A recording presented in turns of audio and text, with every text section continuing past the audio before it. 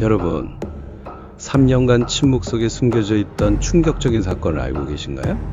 충남 청양군에서 발생한 고교 학교 폭력 사건은 우리 사회가 놓치고 있던 중요한 문제를 적나라하게 드러냈습니다.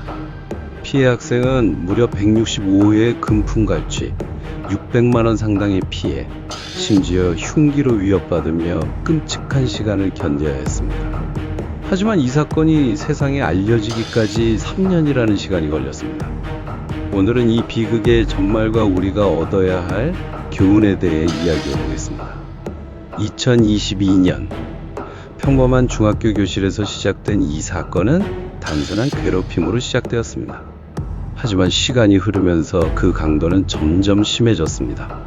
피해 학생은 가해자들로부터 노예라 불리며 인격적 모욕을 당했고, 이는 단순한 괴롭힘을 넘어선 심각한 폭력으로 발전했습니다. 당시 주변의 침묵은 이 폭력의 지속을 가능하게 했습니다. 사건의 실체를 들여다보면 충격적입니다. 피해 학생은 다음과 같은 폭력을 경험해야 했습니다. 165회에 걸친 금품갈취, 피해 금액은 600만 원에 달했습니다. 결박과 흉기 위협, 청테이프로 묶이고 흉기로 협박당했습니다. 불법 촬영과 협박, 피해 학생의 인권을 심각하게 침해하는 행동들이 반복되었습니다. 이런 행위들은 단순한 학교 폭력의 범위를 넘어섰습니다. 가해자들은 범죄 수준의 행동을 일삼았고, 피해자는 극심한 트라우마에 시달려야 했습니다. 피해 학생과 가족은 학교 측에 도움을 요청했지만 돌아온 것은 실망스러운 대응뿐이었습니다.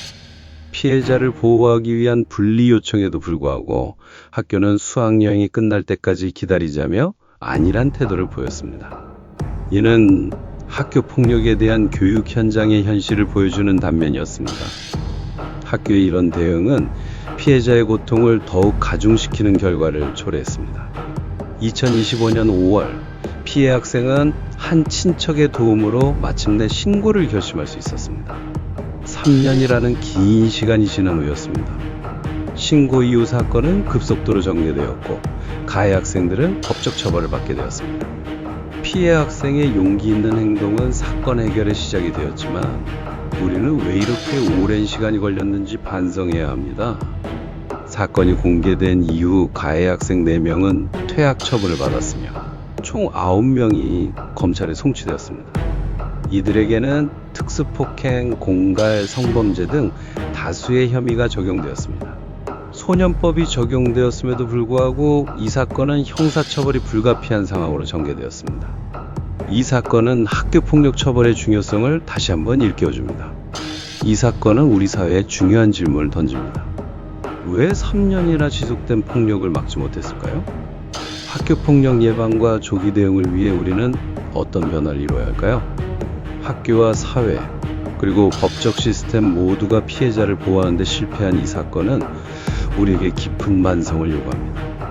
오늘 이야기를 통해 학교 폭력의 심각성과 조기 대응의 중요성을 다시 한번 생각해보는 계기가 되었길 바랍니다. 여러분의 주변에도 도움이 필요한 누군가가 있진 않은지 한번 둘러보는 것은 어떨까요? 함께 더 나은 사회를 만들어 갑시다.